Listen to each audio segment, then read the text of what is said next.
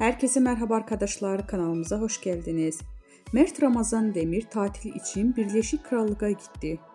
Yalı Çapkın dizisinin Ferit karakterini tanınan Mert Ramazan Demir, askerlik hizmetini tamamladıktan sonra Birleşik Krallık'ta tatile gitti. Demir tatilden yeni paylaşımlarını Instagram hayranlarıyla paylaştı. Ekranların en sevilen dizilerinden biri olan Yalı Çapkın dizisinde Ferit karakterini büyük bir hayran kitlesi kazanan Mert Ramazan Demir, geçtiğimiz aylarda vatan görevini yerine getirmek için Hatay İskenderun'a gitmişti.